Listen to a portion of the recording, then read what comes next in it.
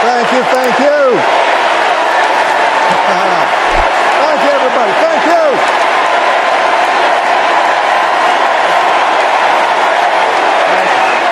Thank you. All right. That's enough. Thank you, thank you.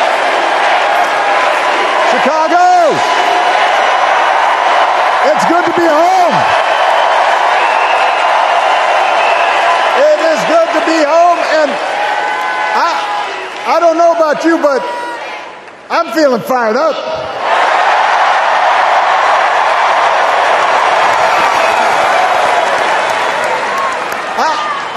I am feeling ready to go.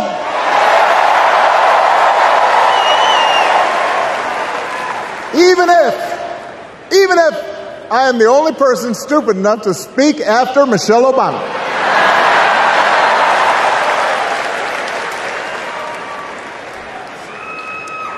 I am feeling hopeful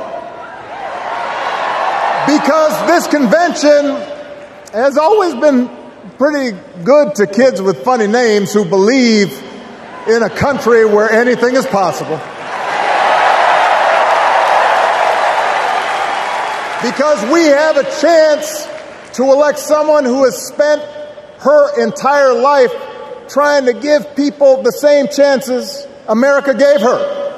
Someone who sees you and hears you and will get up every single day and fight for you. The next president of the United States of America, Kamala Harris.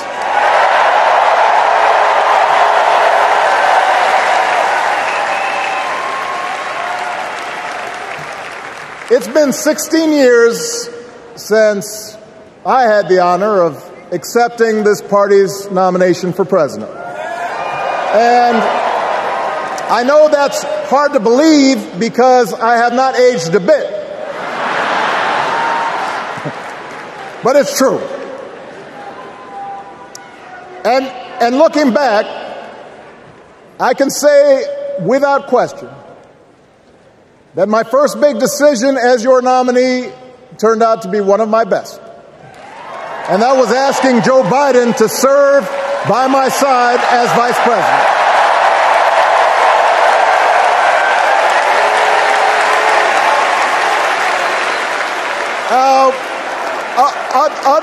Other than some common Irish blood, Joe and I come from different backgrounds. But we became brothers. And as we worked together for 8, sometimes pretty tough years, what I came to admire most about Joe wasn't just his smarts, his experience. It was his empathy and his decency and his hard-earned resilience, his unshakable belief that everyone in this country deserves a fair shot.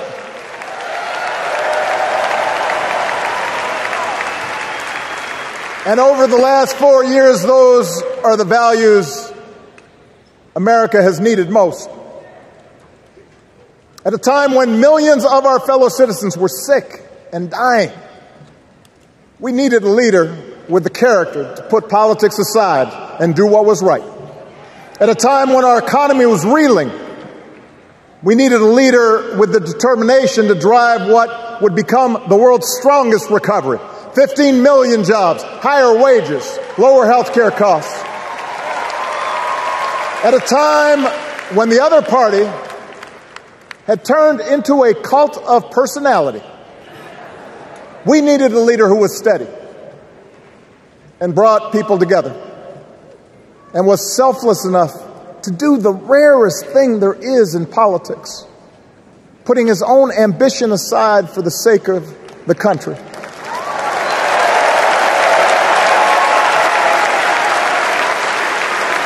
History will remember Joe Biden as an outstanding president who defended democracy at a moment of great danger.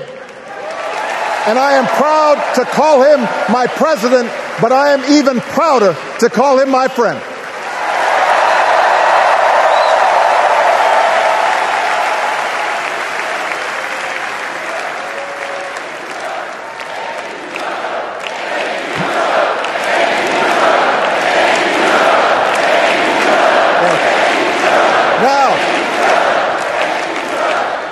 The torch has been passed. Now it is up to all of us to fight for the America we believe in. And make no mistake, it will be a fight. For all the incredible energy we've been able to generate over the last few weeks, for all the rallies and the memes, this will still be a tight race in a closely divided country. A country where too many Americans are still struggling. Where a lot of Americans don't believe government can help. And as we gather here tonight, the people who will decide this election are asking a very simple question. Who will fight for me? Who's thinking about my future, about my children's future, about our future together? One thing is for certain, Donald Trump is not losing sleep over that question.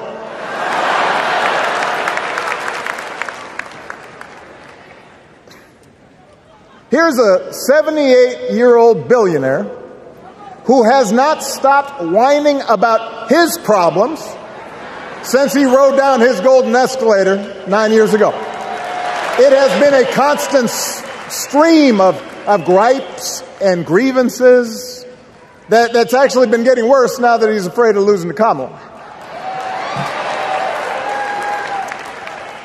There's the childish nicknames, the crazy conspiracy theories, this weird obsession with crowd sizes.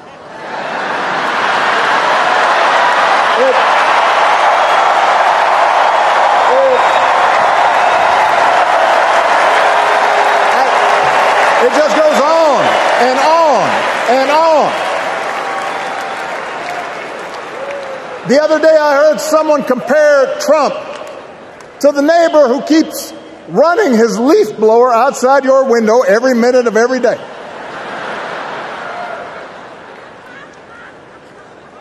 Now, from a neighbor, that's exhausting.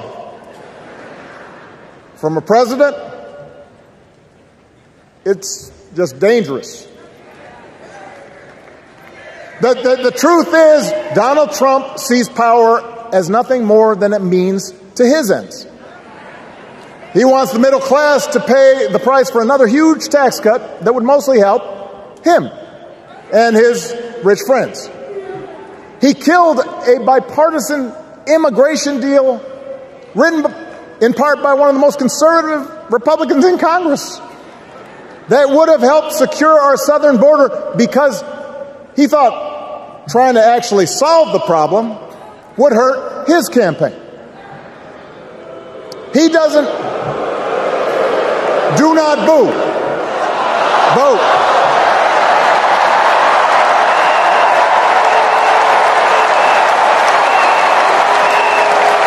He doesn't seem to care if more women lose their reproductive freedom since it won't affect his life. And most of all, Donald Trump wants us to think that this country is hopelessly divided between us and them, between the real Americans, who of course support him, and the outsiders who don't. And he wants you to think that you'll be richer and safer if you will just give him the power to put those other people back in their place. It is one of the oldest tricks in politics from a guy whose act has, let's face it, gotten pretty stale. We do not need 4 more years of bluster and bumbling and chaos. We have seen that movie before, and we all know that the sequel is usually worse.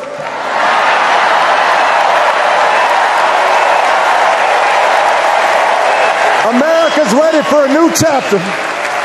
America's ready for a better story. We are ready for a President Kamala Harris.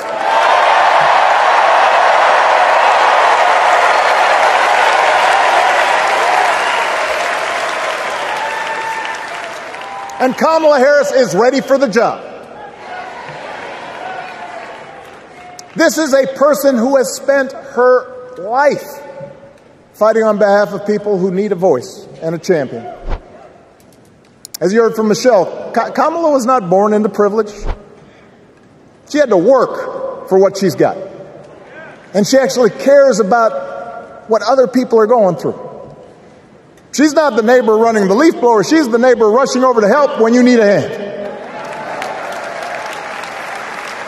As a prosecutor, Kamala stood up for children who had been victims of sexual abuse. As an attorney general of the most populous state in the country, she fought big banks and for-profit colleges, securing billions of dollars for the people they had scammed.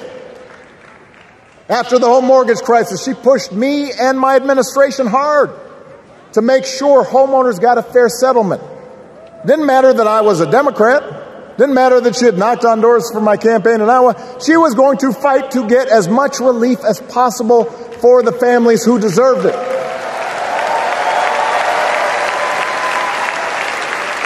As vice president, she helped take on the drug companies to cap the cost of insulin, lower the cost of health care, give families with kids a tax cut. And she is running for president with real plans to lower costs even more and protect Medicare and Medicaid and sign a law to guarantee every woman's right to make her own health care decisions.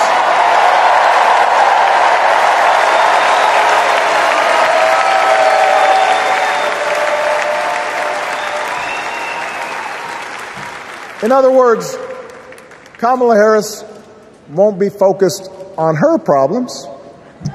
She'll be focused on yours. As president, she won't just cater to her own supporters and punish those who refuse to kiss the ring or bend the knee. She'll work on behalf of every American. That's who Kamala is. And in the White House, she will have an outstanding partner in Governor Tim Walz.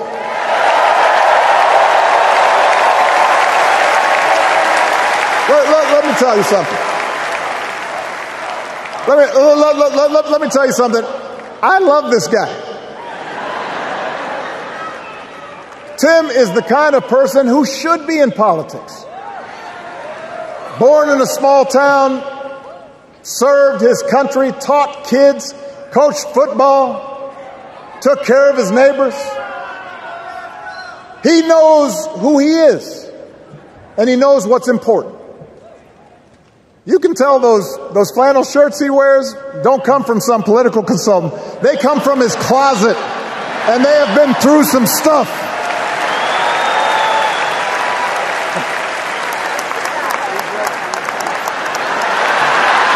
They have been through some stuff. That's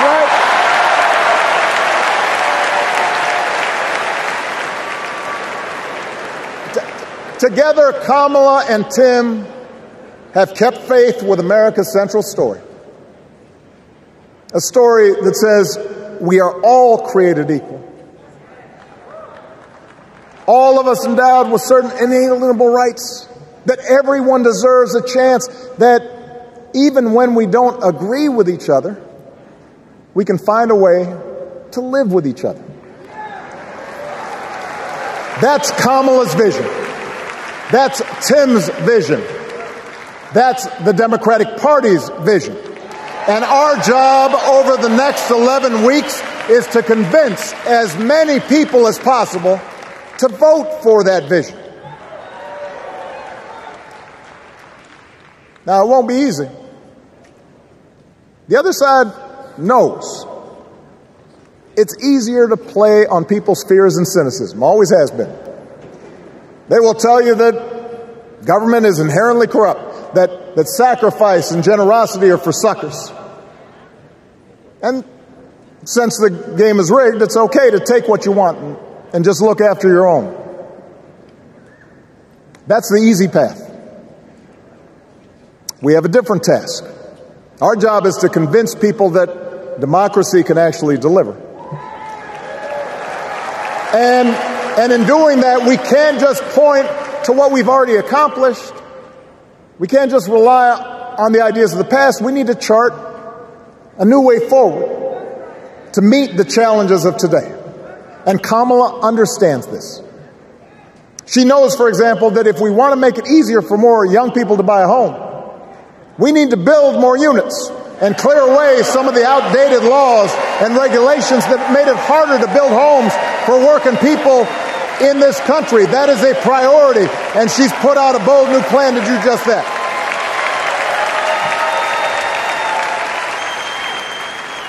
On health care, we should all be proud of the enormous progress that we've made through the Affordable Care Act,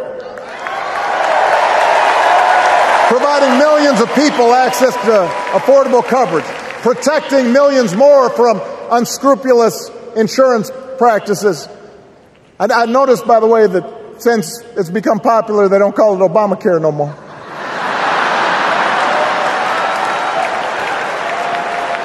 But Kamala knows we can't stop there, which is why she'll keep working to limit out-of-pocket costs. Kamala knows that if we want to help people get ahead, we need to put a college degree within reach of more Americans. But she also knows college shouldn't be the only ticket to the middle class. We need to follow the lead of governors like Tim Walz, who said, if you've got the skills and the drive, you shouldn't need a degree to work for state government. And in this new economy, we need a president who actually cares about the millions of people all across this country who wake up every single day to do the essential, often thankless work, to care for our sick, to clean our streets, to deliver our packages. We need a president who will stand up for their right to bargain for better wages and working conditions. And Kamala will be that president.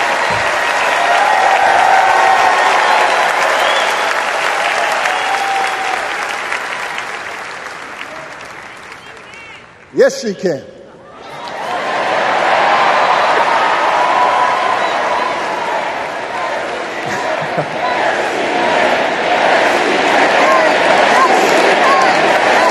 Yes, she can.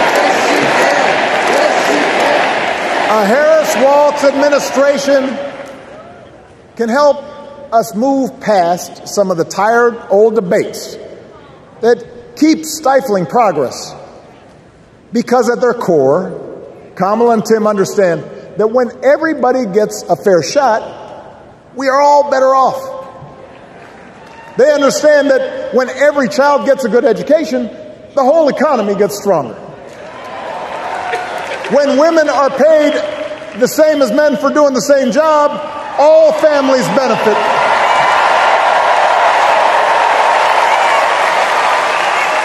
They understand that we can secure our borders without tearing kids away from their parents.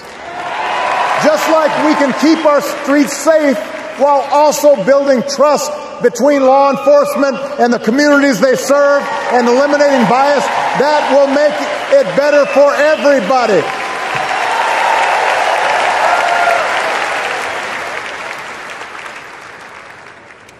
Donald Trump and his well-heeled donors, they don't see the world that way. For them, one group's gains is necessarily another group's loss. For them, freedom means that the powerful can do pretty much what they please, whether it's fire workers trying to organize a union or put poison in our rivers or avoid paying taxes like everybody else has to do. Well, we have a broader idea of freedom. We believe in the freedom to provide for your family if you're willing to work hard. The freedom to breathe clean air and drink clean water and send your kids to school without worrying if they'll come home. We believe that true freedom gives each of us the right to make decisions about our own life how we worship, what our family looks like, how many kids we have, who we marry.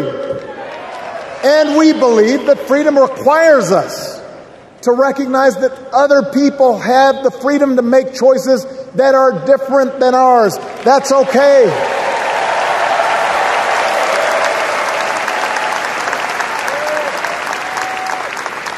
That's the America Kamala Harris and Tim Walz believe in. An America where we, the people, includes everyone.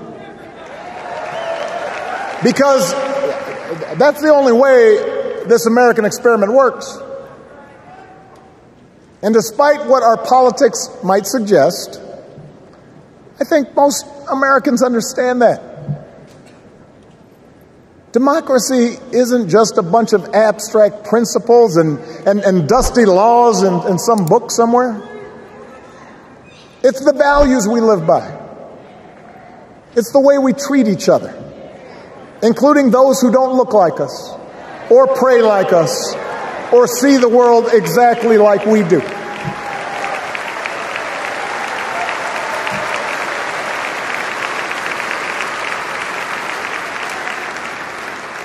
That sense of mutual respect has to be part of our message. Our politics have become so polarized these days that all of us across the political spectrum seem so quick to assume the worst in others, unless they agree with us on every single issue. We start thinking that the only way to win is to scold and shame and out-yell the other side.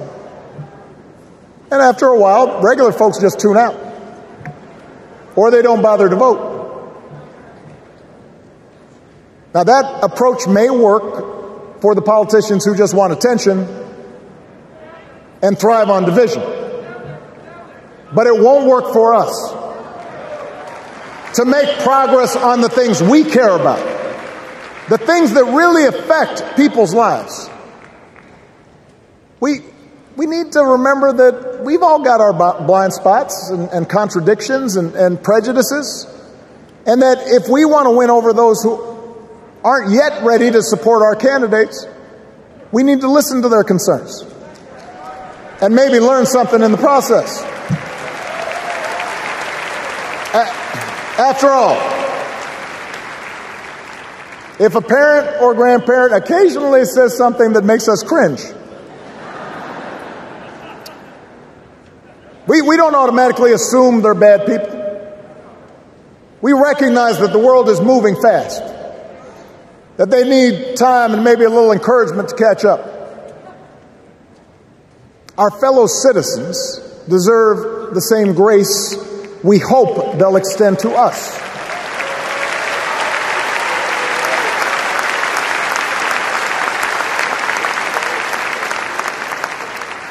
That's how we can build a true democratic majority, one that can get things done.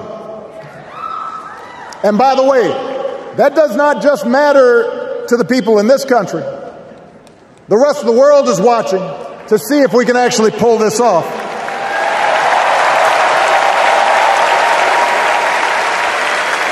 No nation,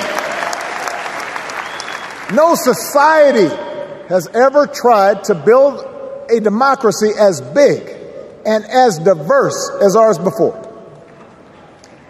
One that includes people that over decades have come from every corner of the globe. One where our allegiances and our community are defined not by race or blood, but by a common creed. And that's why when we uphold our values, the world's a little brighter. When we don't, the world's a little dimmer. And dictators and autocrats feel emboldened. And over time, we become less safe. We shouldn't be the world's policemen, and we can't eradicate every cruelty and injustice in the world.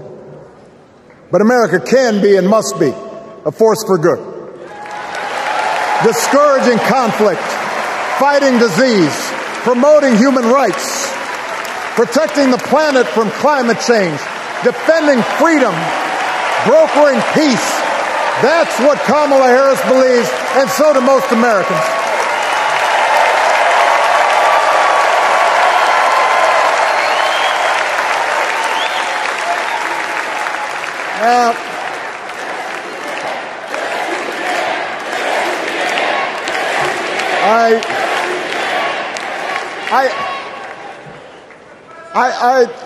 I know these ideas can feel pretty naive right now.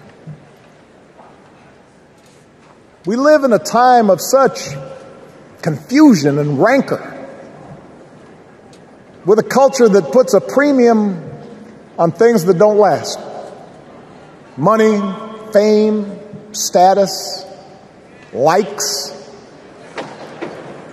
We chase the approval of strangers on our phones. We build all manner of walls and fences around ourselves, and then we wonder why we feel so alone. We don't trust each other as much because we don't take the time to know each other. And in that space between us, politicians and algorithms teach us to caricature each other and troll each other and fear each other. But here's the good news, Chicago. All across America, in big cities and small towns, away from all the noise, the ties that bind us together are still there. We still coach Little League and look out for our elderly neighbors. We still feed the hungry in churches and mosques and synagogues and temples. We share the same pride when our Olympic athletes compete for the gold. Because the vast majority of us do not want to live in a country that's bitter and divided. We want something better. We want to be better. And the joy and the excitement that we're seeing around this campaign tells us we're not alone. You know, I've spent a lot of time thinking about these past few months because, as Michelle mentioned, this summer we lost her mom, Ms. Marion Robinson.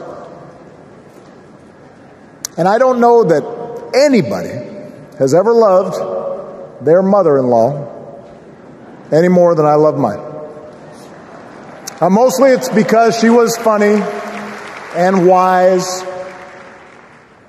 and the least pretentious person I knew. That, and she always defended me with Michelle when I messed up. I'd hide behind her.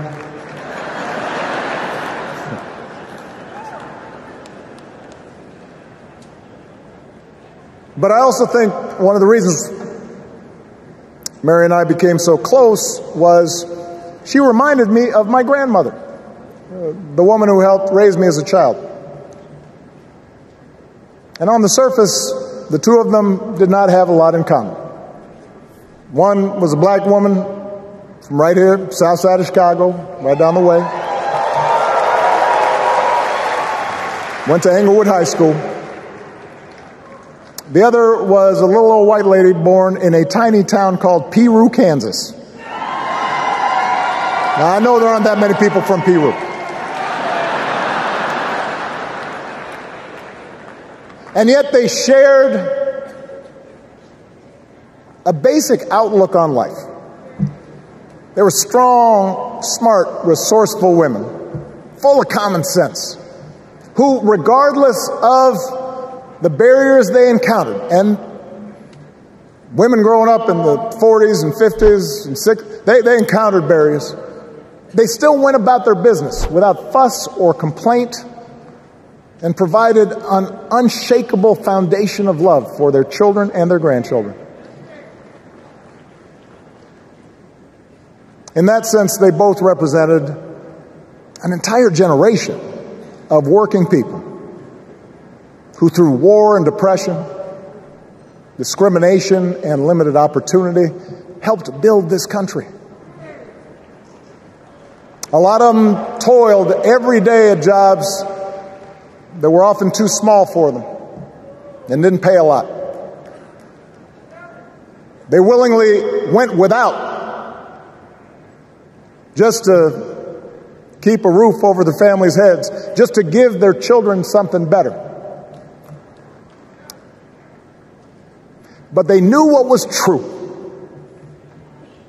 They knew what mattered. Things like honesty and integrity, kindness and hard work.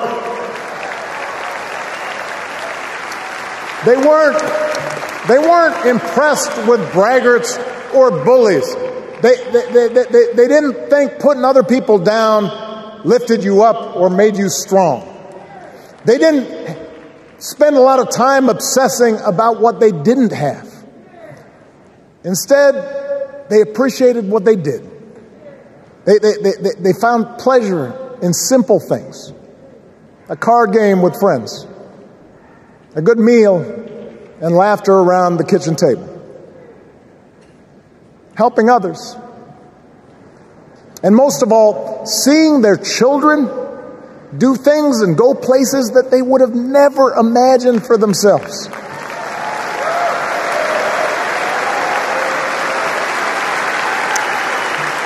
Whether you are a Democrat or a Republican or somewhere in between, we have all had people like that in our lives. People like Kamala's parents, who crossed oceans because they believed in the promise of America. People like Tim's parents, who taught him about the importance of service. Good, hard-working people who weren't famous or powerful, but who managed in countless ways to leave this country just a little bit better than they found it. As much as any policy or program, I believe that's what we yearn for. A return to an America where we work together and look out for each other. A restoration of what Lincoln called, on the eve of Civil War, our bonds of affection.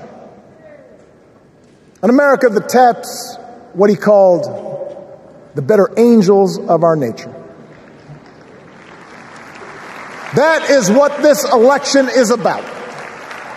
And I believe that's why if we each do our part over the next 77 days, if we knock on doors, if we make phone calls, if we talk to our friends, if we listen to our neighbors,